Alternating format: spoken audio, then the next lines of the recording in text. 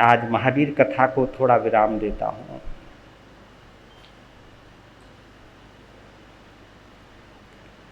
आज श्री कृष्ण की कथा करते हैं।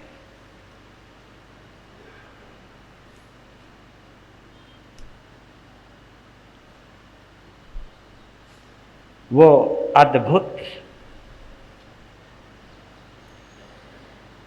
कर्म योगी रहे हैं,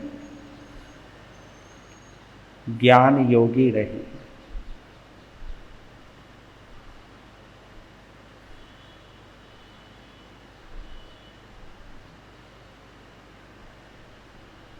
और 63 शलाका पुरुषों में उनका नाम एक ज्योतित पुरुष के रूप में रहा है।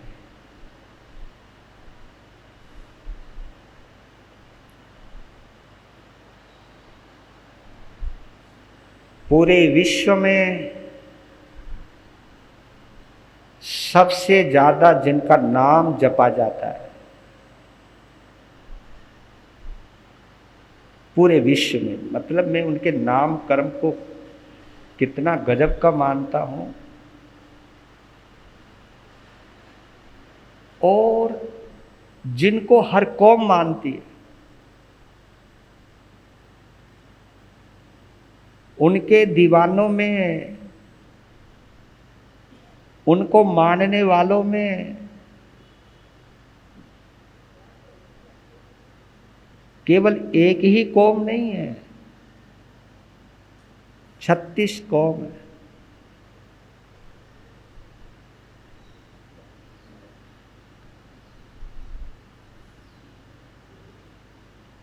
मुस्लिम कवियों की भी लेखनी चली है उनके लिए।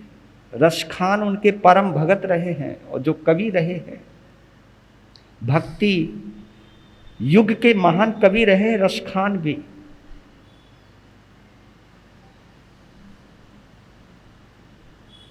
तो आप कह सकते हो कि पूरे विश्व में सबसे ज्यादा जिनकी पूजा होती है वो कर्मयोगी श्री कृष्ण है। और उनके द्वारा बोली हुई जो गीता है वो सबसे ज्यादा पढ़ी जाती है पूरे विश्व में। विश्व की कोई भी ऐसी भाषा नहीं है जिस भाषा में गीता का अनुवाद ना हुआ। गीता एक ऐसी अद्भुत पवित्र किताब है, अद्भुत ग्रंथ है।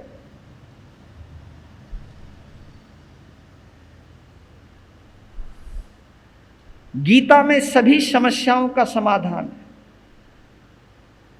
हमारे यहां गीता के साथ उत्तराध्ययन सूत्र की तुलना की जाती है।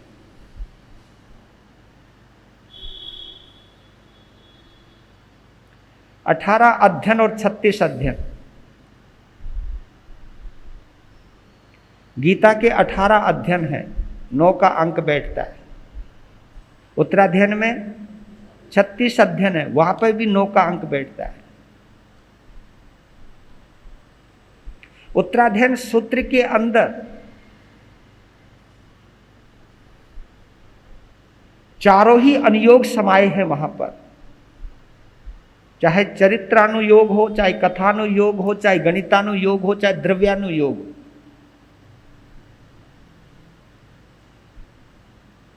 गीता के अंदर तीनों योग समाये हुए हैं, चाहे सांख्य योग हो, चाहे भक्ति योग हो, चाहे कर्म योग हो।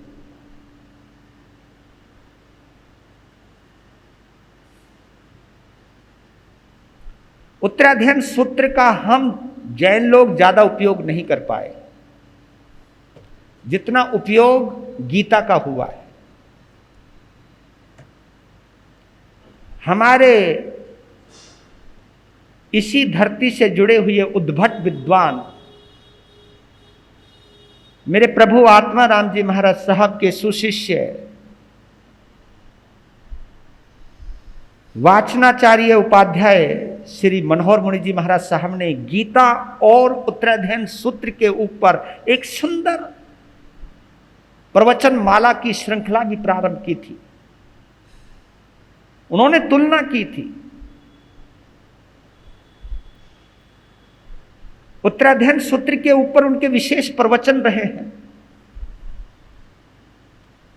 पर लेकिन जैन जगत को जितना उपयोग उत्तराध्ययन सूत्र का करना चाहिए था, किया नहीं।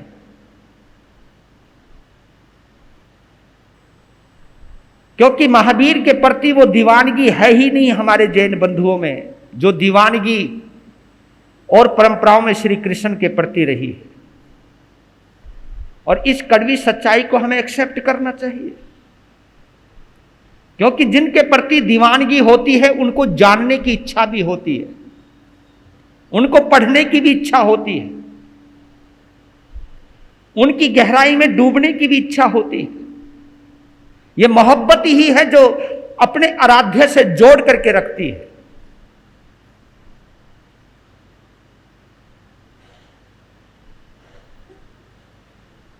हमारा महावीर को मानने वाला जो वर्ग है वो अधिकांशतः व्यापारी वर्ग है। वो सबसे पहले पैसे की पूजा करता है, बाद में महावीर को देखता है।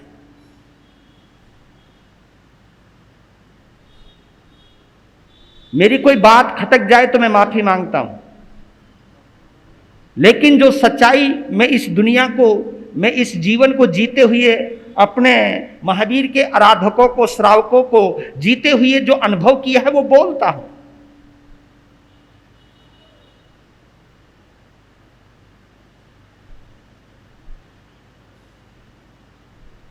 पर हर जैन ऐसा हो ये जरूरी नहीं है, ये भी है। पर लेकिन वैसे ही हम थोड़े से हैं, ज्यादा नहीं हम।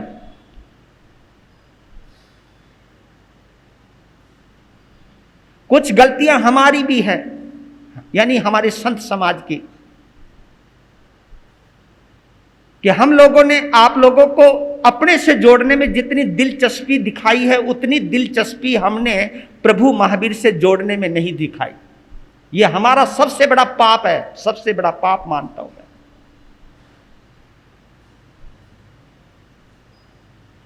लोगों को हमने अपने से जोड़ा है, महावीर से नहीं जोड़ा। शायद इसलिए महावीर को मानने वाले सिमटते चले गए।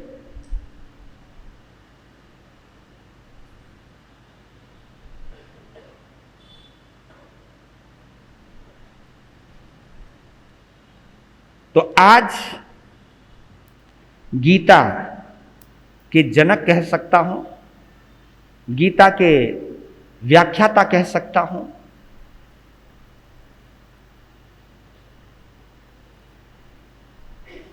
कर्मयोगी श्री कृष्ण।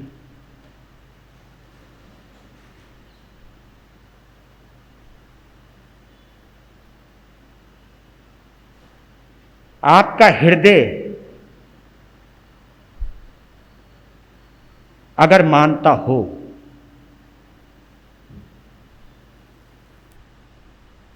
क्योंकि श्री कृष्ण के जीवन से एक प्रेरणा हमको भी मिलती है।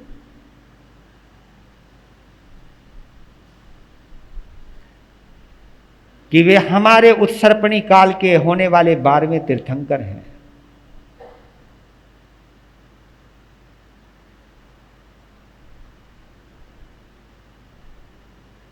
पर लेकिन उन्होंने उस तीर्थंकरत्व की साधना जो की है,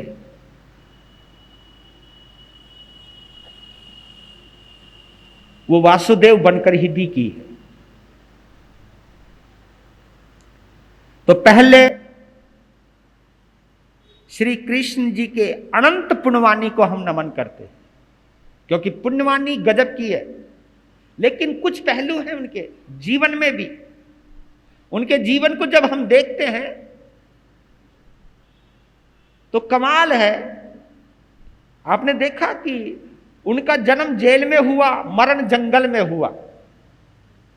जेल और जंगल दोनों ही जुड़े हैं उनके साथ। ये कितनी अजीब बात है कि जन्म उस जगह हुआ जहां वो खुशी भी नहीं मना पाए, मां बाप भी नहीं मना पाए, चोरी चोरी निकलना पड़ा, जाना पड़ा। जिनके जन्मदिन पर माँ बाप को भी खुशी मनाने का मौका नहीं मिला, और ये आप ये देखिए जिनके जन्म से पहले ही मौत के वारंट निकल चुके थे। जन्म नहीं हुआ, जन्म से पहले ही मौत का वारंट निकला हुआ था, और मौत का वारंट किसी पराये ने नहीं बल्कि उनके खुद के मामा श्री कंस ने निकाला है।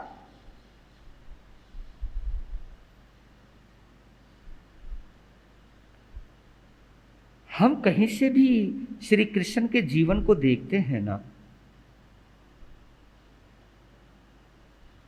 तो वहां एक चीज मिलती है हमको। कहने को हम कह सकते हैं कि वो बड़े बुद्धिमान थे, बुद्धिमान होंगे क्योंकि वासुदेव हैं, बुद्धिमान हैं। लेकिन अगर उनके जीवन को अगर हम देखते हैं, अगर वो बुद्धिमान होते तो वो डिप्रेशन में चले जाते। क्योंकि मैंने अक्सर बुद्धिमानों को डिप्रेशन में जाते हुए देखा है।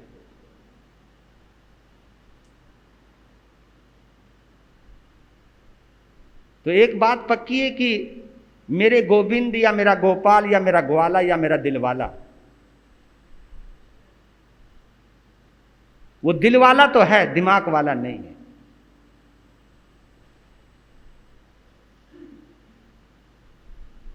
बातें ज्ञान योग की करता है, सांख्य योग की करता है, साम्य योग की करता है, भक्ति योग की करता है। क्योंकि जो हर विधा को जीता है वही हर विधा को कह सकता है। बुद्धि को भी जिया है तो दिल को भी जिया है। उन्होंने क्या सुंदर संतुलन बना करके रखा है। उनके जीवन से जो हमें संतुलन की सुगंध मिलती है, संभाव की समता की जो चमक या दमक या प्रेरणा मिलती है, वो अद्भुत है अपने आप। जब कभी मैंने गीता को पढ़ा है या उनके चरित्र को देखा है, उनके जीवन चरित्र को पढ़ा है और उनकी जीवन शैली को देखा है, चाहे वो जेल में जन्मा हो, चाहे वो वृंदावन में खेला हो, चाहे वो संदीपनी ऋषि के आश्रम में पढ़ने वाला विद्यार्थी क्यों ना हो, यानी उन्होंने हर भूमिका को जिस शिद्दत से जिया है, जितनी तल्लीनता से जिया है, जितनी समग्रता से, संपूर्णता से जिया है, 100% देकर के जिया है, वो वास्तव में हम सबके लिए एक प्रेरणा स्रोत है।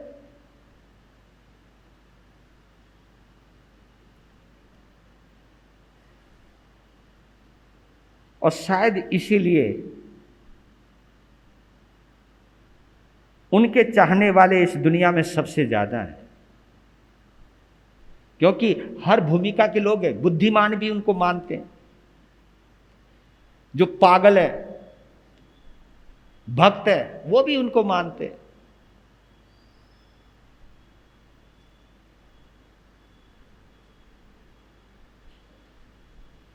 तो एक शायर हुए हैं, उनकी 2 लाइनें मैंने पढ़ने को मिली। उन्होंने इस्लाम की व्याख्या कर दी श्री कृष्ण के ऊपर। अब देखिए, जो उर्दू जानते हैं, पता है आप तो बहुत कम रह गए होंगे उर्दू जानने वाले, लेकिन पहले उर्दू जानते थे। हमारे भावड़ों में, हमारे ओसवालों में बहुत सारे, क्योंकि पीछे से विरासत आपकी कहाँ की है, हाँ, जहां उर्दू पढ़ाई जाती थी। तो उर्दू में एक शब्द आता है, लाम शब्द है। उनकी जो लटाएं थी, उनकी जो घुंघराले बाल हैं, उनकी जो लटाएं जो यूं बलबेटा सी खाती हैं, आपने कभी देखा होगा, कभी कभी तुम लोग भी निकाल लेते हो। वो जो लाम है, वो जो घुंघराले बाल हैं, जो घूमे हुए बाल हैं, उसके ऊपर टिप्पणी की है। उनके गाल के ऊपर लहराते हुए जो घुंघराले बाल हैं, और उन 2 घुंघराले लटाओं के बीच में या उन कुंडलों के बीच में जब उनके मुस्कुराते हुए होठ है, मुस्कुराते हुए होठ हैं या गाल हैं, और उस वक्त जो उनकी सौंदर्य बनता है, उस सौंदर्य पर निहाल हो गया, दीवाना हो गया, और कहने लगा है कि लाम के मानिंद हैं जुल्फे मेरे घनश्याम की। लाम के मानिंद हैं, मानिंद यानी तरह, लाम के मानिंद हैं जुल्फे मेरे घनश्याम की, वे हैं काफिर जो नहीं बंदे हुए इस्लाम के। वे हैं काफिर जो नहीं बंदे हुए इस्लाम के। असली काफिर वो हैं जो इस्लाम के, यानी ऐसे घूमने वाली जुल्फों वाले, जिनकी जुल्फें घूमी हुई हैं,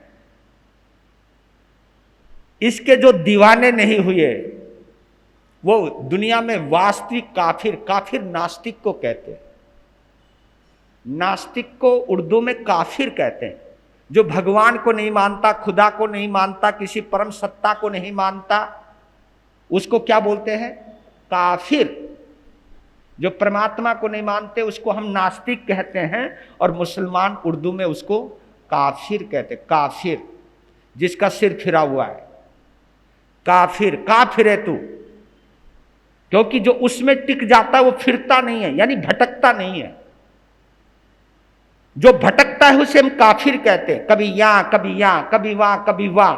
जो इस तरह जो भटकता रहता है अपने मतलब परस्ती के लिए, अपने स्वार्थ के लिए, कभी यहां धोख टेकू, कभी यहां धोख टेकू, कभी यहां जाऊं, कभी वहां जाऊं, जो भटकता रहता है उसे काफिर कहते हैं। जो एक में जुड़ जाता है उसे हम इस्लाम कहते हैं। लाम के मानिंद हैं जुल्फे मेरे घनश्याम की, वे हैं काफिर जो नहीं बंदे हुए इस्लाम के। वो वास्तव में काफिर हैं, नास्तिक हैं, जो ऐसे जुल्फों वाले घनश्याम के नहीं हो पाए। और ये किसी हिंदी कवि ने नहीं लिखा है, ये एक मुस्लिम कवि ने शायराना अंदाज में लिखा है। उसने जो इस्लाम की व्याख्या की है, वो इस्लाम वाले जो कट्टरपंथी है वो कौन सी व्याख्या करते मैं नहीं जानता हूं, लेकिन एक चीज जरूर कहता चाहता हूं, मुझे श्री कृष्ण से 5 प्रेरणाएं मिलती हैं, वो मैं आपके सामने रूबरू कर रहा हूं, गौर कीजिएगा।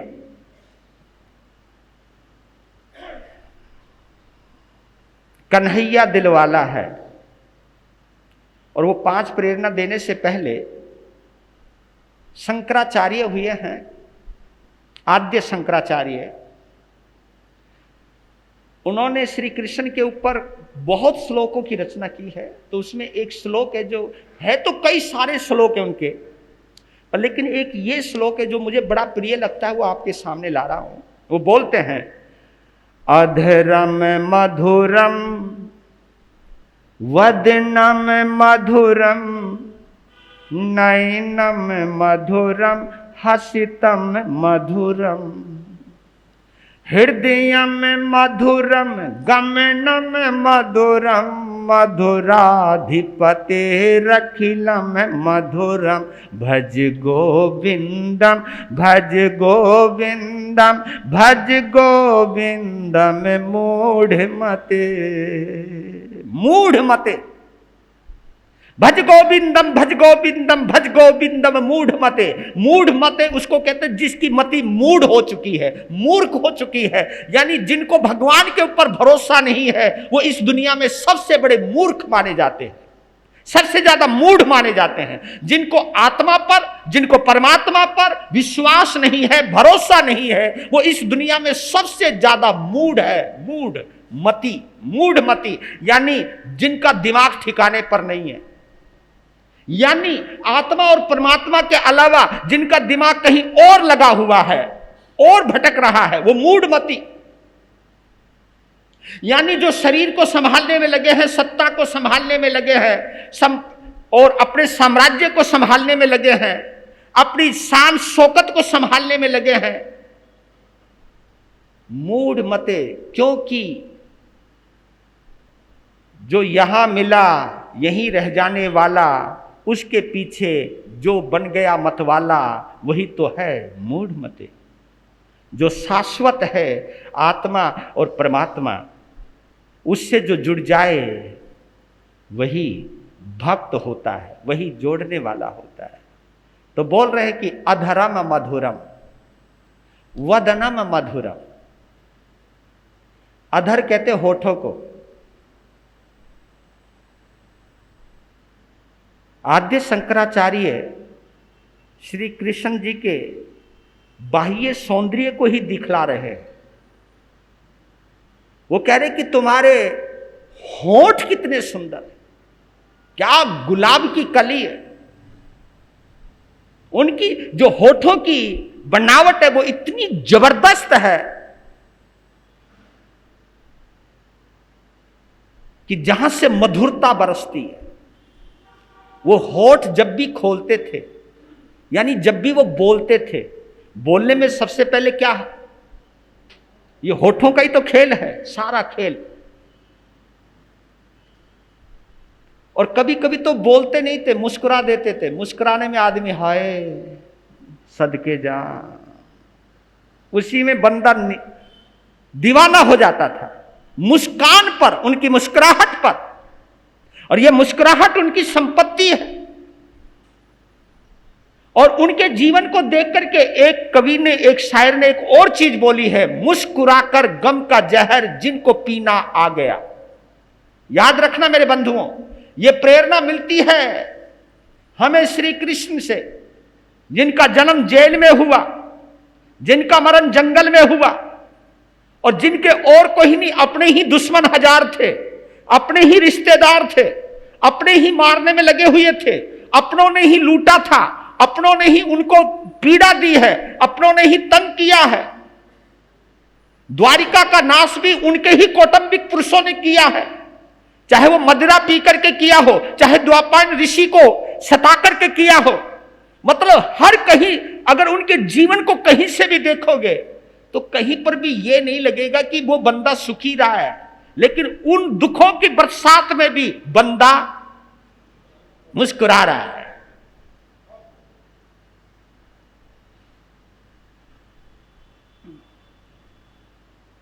और आप लोग जितनी जल्दी रोते हो ना, तो सोच में पड़ जाता हूं। आप महावीर के कष्टों को देखना, वो तो मैं कल से सुनाऊंगा, कल तो आप, उन्होंने जो कष्ट प्राप्त किया, लेकिन उनके जो मुस्कुराहट है वो अद्भुत है। तो बोल रहे कि मुस्कुराकर गम का जहर जिनको पीना आ गया, ये हकीकत है इस जहां में उनको जीना आ गया। ये हकीकत है, ये वास्तविकता है कि वही जिंदा हैं जो हर हालत में मुस्कुराते हैं। रोने वाला तो मरा हुआ है, डरा हुआ है, क्योंकि जो डरा हुआ है वो मरा हुआ है। जो डरा हुआ है वो मरा हुआ है, वही रोने वाला है, वही गिड़गिड़ाने वाला है। लेकिन मेरे कन्हैया के जीवन से एक प्रेरणा मिलती है कि चाहे तुम्हारी मुस्कुराहट नेचुरल है या बनावटी है, इसका पता तब चलता है जब मुसीबत आती है। क्योंकि अगर तुम्हारी मुस्कुराहट असली है तो इस असली मुस्कुराहट का पता तो तभी लगेगा जब मुसीबत आएगी। मुसीबत में भी अगर तुम मुस्कुराते हो तो एक बात तो साबित हो गई कि मुसीबत इतनी बड़ी नहीं थी जो तुम्हारी मुस्कुराहट को छीन सके। मुस्कुराहट को इतना बड़ा बना दो, इतना बड़ा बना दो कि मुसीबत उसके आगे छोटी जान पड़े। लेकिन हम छोटी छोटी बातों पर, और देखा जाए, आप चेक कर लेना, मैं तो इतना कह सकता हूं, इस पंचम आर्य की सबसे बड़ी कमी क्या है? इस कलयुग की अगर कोई सबसे बड़ी कमी समझता है तो क्या है? नहीं, सबसे बड़ी कमी है कि आदमी में सहन शक्ति नहीं रही।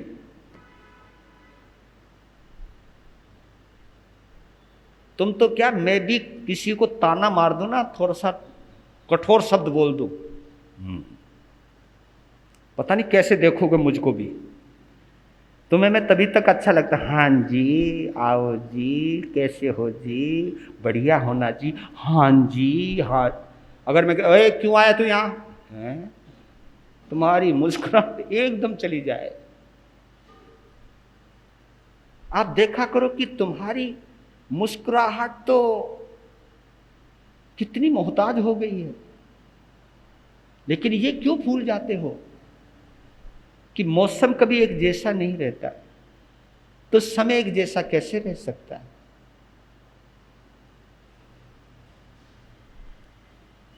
अब आपके पास तो हर तरह का वातावरण आ गया है, लेकिन पहले तो हर सीजन का आनंद लेता था बंदा। तो मुस्कुराकर गम का जहर, ये प्रेरणा हमको श्री कृष्ण से मिलती है। तो कहते कि अब मैं 5 चीजें बतला रहा हूं और 5 चीजों के लिए एक प्रेरणा दे रहा हूं कि अगर ये वहां से कनेक्टेड है तो कुछ चीजें हैं जो दिल से जुड़ी हुई हैं, कुछ चीजें हैं जो माइंड से जुड़ी हुई हैं। तो वहां बोला गया है कि कहते कि प्रेम के लिए कभी प्लानिंग नहीं करनी चाहिए, क्योंकि और पीड़ा यानी कष्ट, पीड़ा को कभी काउंटिंग नहीं करनी चाहिए। पीड़ा का कभी काउंटिंग नहीं करना, दुखों का कभी हिसाब नहीं लगाना, क्योंकि बंदा जब सुख का हिसाब नहीं लगाता है, तुम जितनी जल्दी दुख का हिसाब लगाते हो, सुखों का तो नहीं लगाते कभी। तो पीड़ा में कभी काउंटिंग नहीं करना, प्रेम में कभी प्लानिंग नहीं करना। प्लानिंग समझ रहे हो? ये काउंटिंग कौन करता है? दिल करता है या दिमाग? बोलो ना। काउंटिंग गणित दिमाग करता है, प्लानिंग कौन करता है? ये भी। तो प्रेम में प्लानिंग नहीं, पीड़ा में काउंटिंग नहीं, और प्रलोभन के अंदर कभी वार्निंग नहीं करना। प्रलोभन के सामने या प्रलोभन यानी लालच में वार्निंग, यानी प्रलोभन कहीं पर भी आ सकता है। प्रलोभन का मतलब यही है जो तुम्हें भ्रमित कर रहा है, जो तुम्हें अपने झांसे में ले रहा है। प्रलोभन, इसकी व्याख्या बाद में कर लूंगा, क्योंकि जो वार्निंग है, वार्निंग भी माइंड से ही आती है। और फिर कहते हैं कि प्रसन्नता के अंदर कभी ट्रेनिंग मत लेना। प्रसन्नता की कभी ट्रेनिंग नहीं ली जाती है। और परोपकार के अंदर कभी टाइमिंग नहीं लेना। अब इसको थोड़ा सा समझ लेते हैं। परोपकार के लिए टाइमिंग है, प्रसन्नता के लिए ट्रेनिंग है। यानी जो प्रसन्नता ट्रेनिंग से जुड़ जाती है, वो प्रसन्नता ज्यादा देर तक नहीं रहती। मैंने रिजल्ट देखे हुए हैं, इसलिए मैं बोल रहा हूं। ध्यान शिविर में आप लोग जाते हो, अब कुछ कड़वी बात बोल रहा हूं, जो तुम्हें हजम हो जाए तो हजम कर लेना। ध्यान शिविर का मतलब है आपको वहां ध्यान करने में ट्रेन करवाया जा रहा है, ट्रेनिंग दी जा रही है कैसे ध्यान करना। तो आपने कभी देखा? मैं इसके ऊपर कभी कोई और बात अर्थ मत लगा लेना। मैं तो एक चीज के लिए बता रहा हूं कि ध्यान की कोई ट्रेनिंग नहीं होती है। प्रसन्नता के लिए कोई ट्रेनिंग नहीं होती है। प्रसन्न होने के लिए कोई किसी ट्रेनिंग की जरूरत नहीं है। हैप्पीनेस के लिए कोई ट्रेनिंग की जरूरत नहीं है। आपको ये पता लग जाए कि इस बात से मैं दुखी हो रहा हूं, उस बात को खत्म कर दो, ये आप कर सकते हो। उसको ट्रेनिंग में लाओगे कैसे आप? कई लोग कहते हैं कि गुरु महाराज मुझे गुस्सा बहुत आता, कैसे करूं? मैं ये कहता हूं कि गुस्सा आता है तो तू प्रेम किया कर, प्रेम करेगा तो गुस्सा नहीं आएगा। नुकत जी मैं गुस्सा करना नहीं चाहता हूं, लेकिन फिर भी गुस्सा आता है मुझको। तो कहा कि तू प्रेम करना। गुस्सा आएगा अहंकार में, गुस्सा आएगा कुछ द्वेष के अंदर, नफरत के अंदर।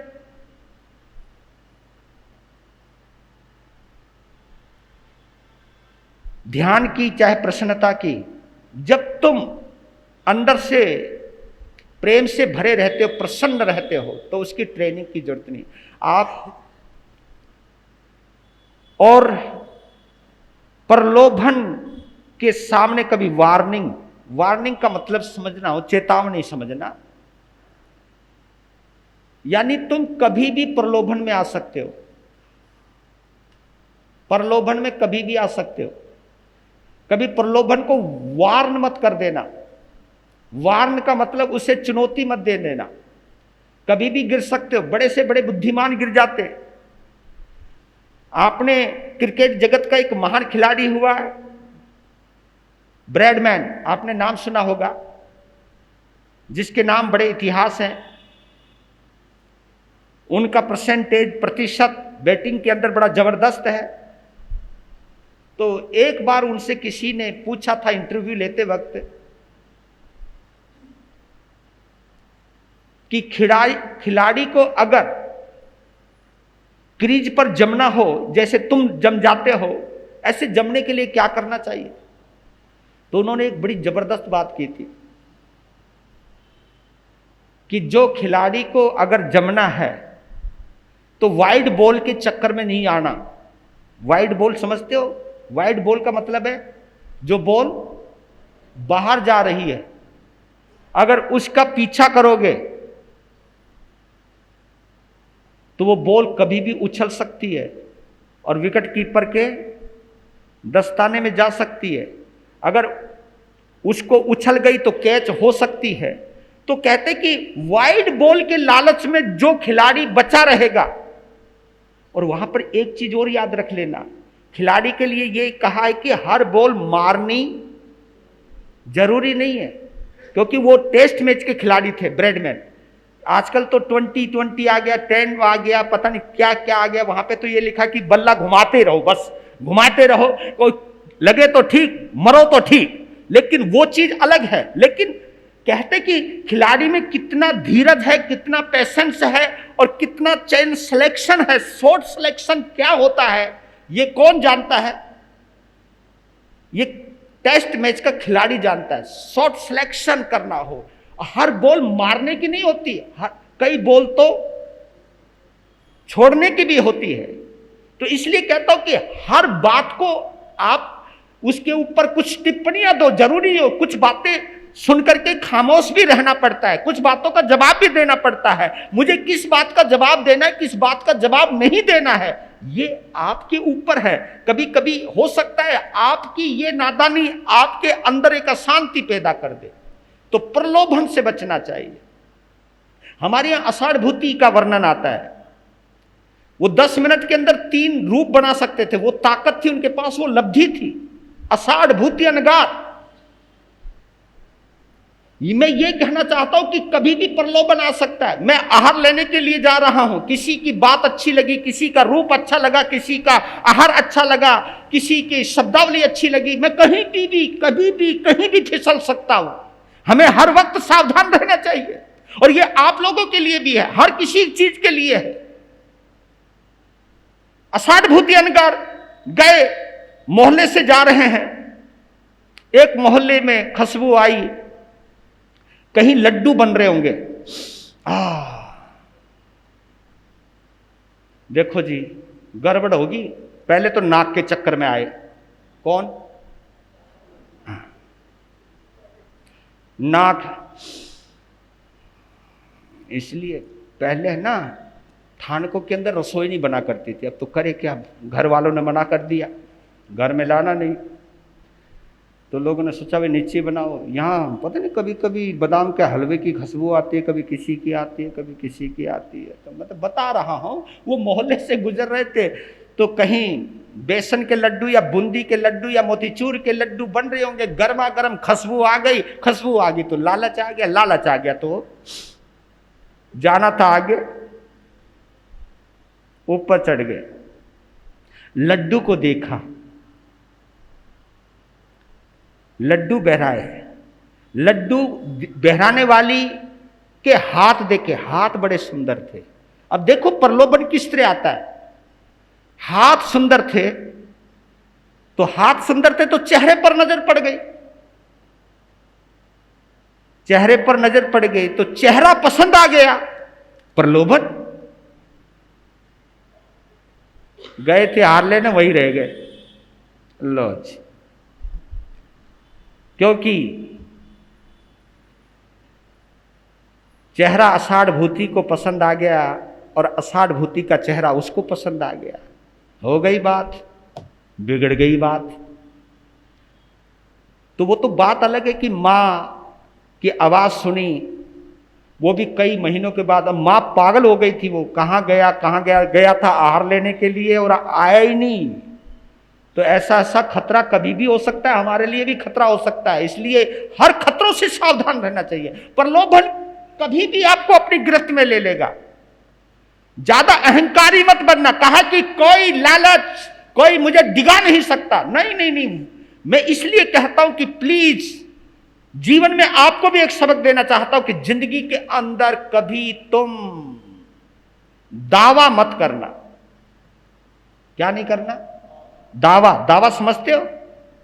मुझे कोई डिगा नहीं सकता, मुझे कोई हरा नहीं सकता, मुझे कोई झुका नहीं सकता, मैं किसी के, कोई मुझे विचलित नहीं कर सकता। नहीं नहीं नहीं, दावा करने वाला कभी भी गिर जाएगा।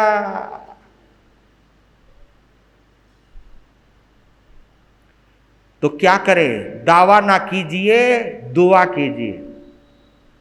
दुआ में बहुत बड़ी ताकत रहती है। मैं भी जिंदगी में, मैं कभी नहीं कहता कि कोई मुझे डिगा नहीं सकता।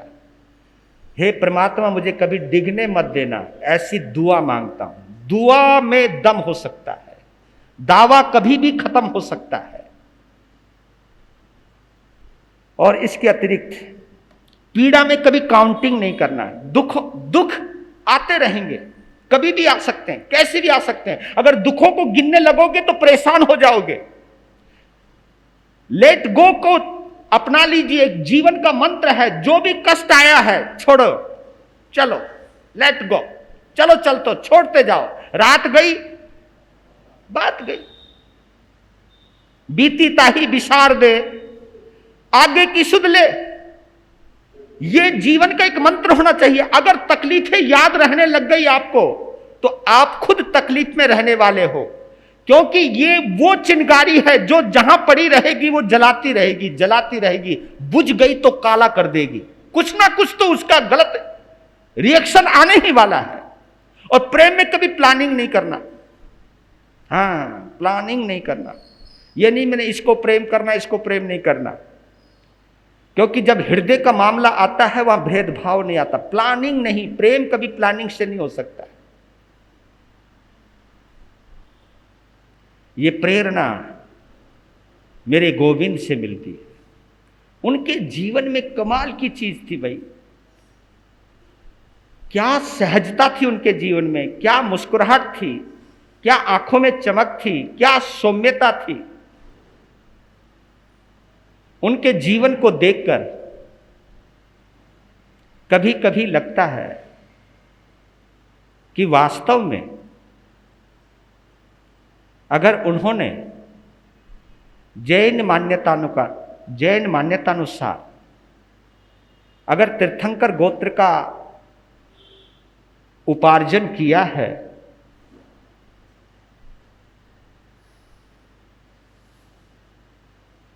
और आपको बताऊं,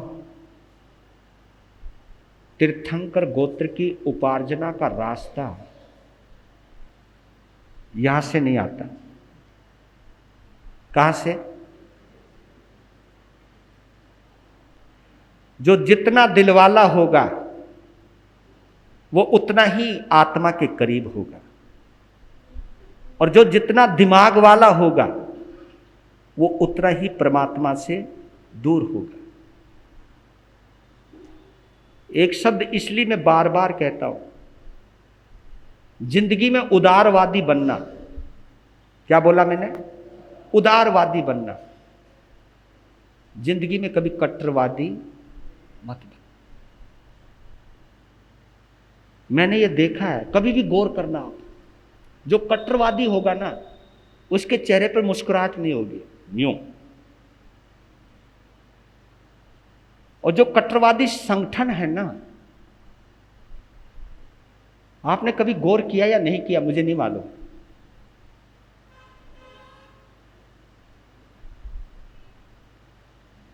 कट्टरवादी संगठन अगर वो हनुमान का चित्र भी बनाएंगे तो मालूम है कौन सा? कईयों की कारों के पीछे हनुमान का गुस्से वाला चेहरा रहता है, आंखें लाल। तो मैं समझ जाता हूं ये कोई ना कोई कट्टरवादी जरूर है। क्योंकि उदारवादी के घर में या उसके जीवन में हनुमान का वो चित्र होगा जो छाती को फाड़कर राम, सीता और लखन को दिखा रहा होता है। वो हृदय का मामला है। और ये गुस्से वाला जो चेहरा दिखाई दिया जाता है, अब तो झंडे भी आने लगे गुस्से वाले हनुमान के। ये नफरत का चेहरा है मेरे बंधुओं, ये मोहब्बत का चेहरा नहीं है। और ये चेहरा हमारे जैन शासन में भी घुसने लगा। जहां जहां कट्टरवाद आ गया है आप देख लेना, क्योंकि अनुभव हमें भी, हम भी कई घरों में जाते हैं। कई घर ऐसे थे जो हमारा चेहरा देख करके उनके चेहरे पर ही हंसी नहीं आती। मैं कभी उनके लिए आगे हाथ भी बढ़ाता हूं तो वो पीछे हट जाते हैं, उनके कभी छू ना लें, जैसे मेरे छूने से कोई।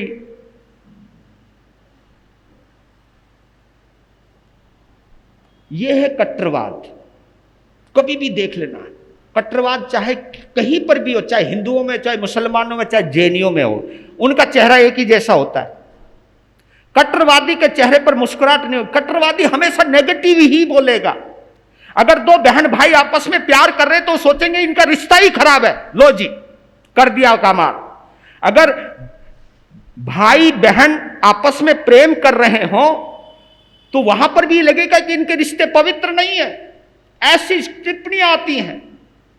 नारी जाति के लिए उल्टी भाषाएं आती हैं, उल्टी परिभाषाएं आती हैं, क्योंकि उनके हृदय के अंदर प्रेम नहीं है। ये उनकी गलती नहीं है। तो मैं ये कहता हूं कि जो श्री कृष्ण को प्रेम करता है उसका दिल प्रेम से भरपूर रहता है। हर वक्त उसका चेहरा मुस्कुराता रहता है। गीत है एक, गाता हूं आज के दिन, क्योंकि फिर उपाध्याय जी बोलेंगे। आज के दिन के लिए ये गीत गाता हूं, और दिन तो गा नहीं सकता। कहो तो सुनाओ। कहा जी कौन सा सुनाए बिना मानोगे। कहा आप है ना पूछा मत क्या करो। नहीं नहीं ऐसी बात नहीं, मना करोगे तो नहीं सुनाऊंगा।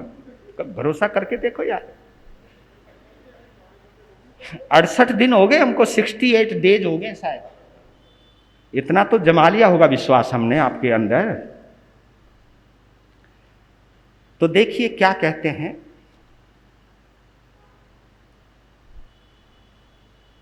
जरा इतना बता दे कहाना, तेरा रंग काला क्यों। अब ये सवाल किसने किया है ये मुझे मालूम नहीं, लेकिन जो जवाब दिया है वो बड़ा लाजवाब दिया है। जरा इतना बता दे कहाना, तेरा रंग काला क्यों। तो काला हो कर भी जग से निराला क्यों। तो काला हो कर भी जग से निराला क्यों। जरा इतना बता दे कहाना, तेरा रंग तेरा रंग तेरा रंग काला क्यों। पहला जवाब, मैंने काली रात में जन्म लिया, मैंने काली रात में जन्म लिया, और काली गाय का दूध पिया, और काली गाय का दूध पिया। मेरी कंबली का रंग काला, इसीलिए काला हूँ। मेरी कंबली का रंग काला, इसीलिए काला हूँ। जरा इतना बता दे कहाना, तेरा रंग काला क्यों। तो काला हो कर भी जग से निराला क्यों।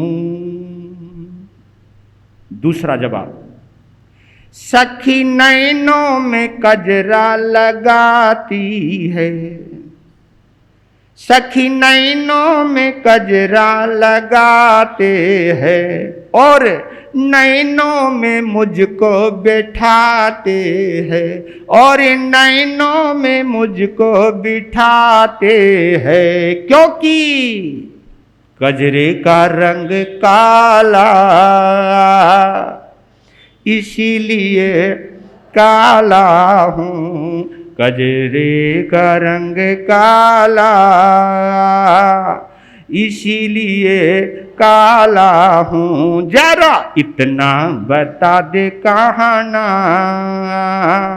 तेरा रंग तेरा रंग तेरा रंग काला क्यों।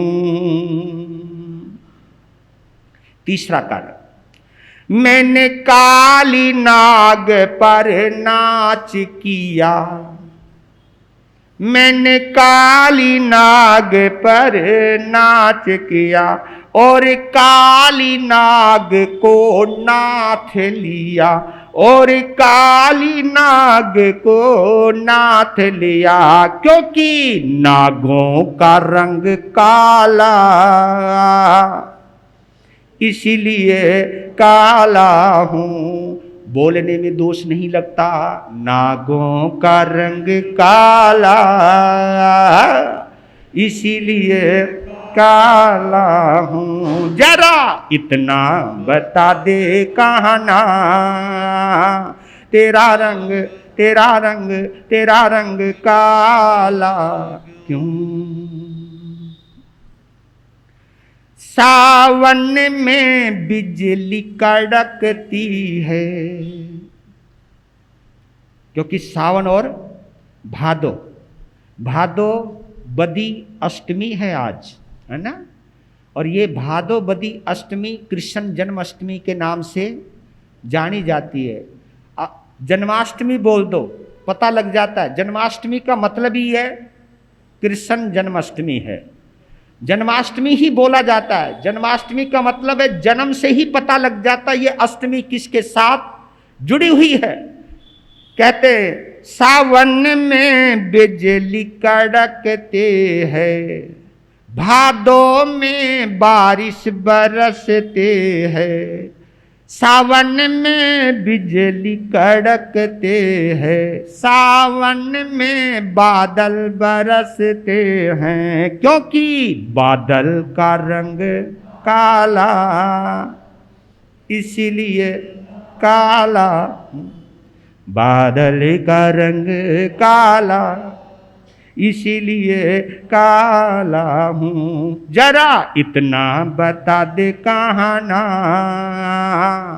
तेरा रंग काला क्यों। एक अंदर का दर्द और बयां किया है उन लोगों के लिए जो मेरी माला खूब फिराते हैं, मेरी माला खूब फिराते हैं, खुद लड़ते और लड़ाते हैं, खुद लड़ते और लड़ाते हैं, और काला धन भी कमाते हैं, और काला धन भी कमाते हैं। दुख तो इस बात का है मेरे भक्तों का दिल काला, इसीलिए काला हूँ, मेरे भक्तों का दिल काला, इसीलिए काला हूँ। जरा इतना बता दे कहाना, तेरा रंग काला क्यों। तो काला होकर भी जग से निराला क्यों, तो काला होकर भी जग से निराला क्यों। जरा इतना बता दे कहाना, तेरा रंग काला क्यों। ये जीवन की सच्चाई दी है मेरे गोविंद ने, और उनको महसूस जो भी करेगा, क्योंकि मैंने तो एक चीज जानी है उनसे, वो पुत्र हुए तो अनूठे हुए, वो मित्र हुए तो भी अनूठे हुए, वो सम्राट हुए तो अनूठे हुए, दिलों पर राज करने वाले, और वो व्याख्याता हुए तो भी अनूठे हुए। जब भी उन्होंने इस संसार की व्याख्या की है, धड़कनों की व्याख्या की है, आत्मा परमात्मा की व्याख्या की है, भेद विज्ञान की व्याख्या की है, क्योंकि गीता के अंदर भी भेद विज्ञान भरा पड़ा है, आत्म ज्ञान भी भरा पड़ा है, कर्म भी भरा हुआ है, कि हर दृष्टि से उन्होंने जीवन को जिस ढंग से पढ़ा है और पढ़ाया है, वो वास्तव में उनका ये व्यवहार, उनका ये ज्ञान, उनका ये जीवन शैली अगर कोई महसूस करे तो अद्भुत है। हर तरीके से दिल को छूने वाली है। आपने देखा होगा, अमीर और गरीब का भेद नहीं है वहां पर। सुदामा की हालत देखी होगी, जब तो वो द्वारकाधीश थे तो किस तरह पांव धोए हैं सुदामा के, वो भी पानी से नहीं, अपनी आंखों के जल से धोए हैं। मोहब्बत हो तो उनसे देखो, मित्रता सीखनी है तो उनसे सीखिए, शिष्यता सीखनी है तो उनसे सीखिए। और पुत्र की स्थिति देखिए कि इतने 3 खंड के मालिक होने के बावजूद भी हर 6 महीने के बाद अपनी मां के दर्शन करने माता पिता के पास जाया ही करते थे। हर वक्त वो ध्यान रखते थे।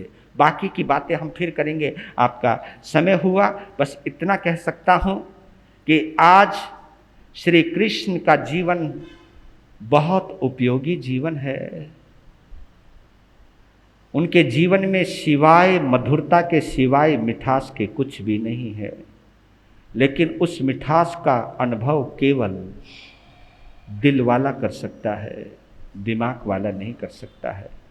इसलिए मैं जहाँ तक समझता हूँ, कृष्ण को मानने वाले दुकान पर दिमाग चलाते हैं लेकिन घर दिल लेकर ही आते हैं।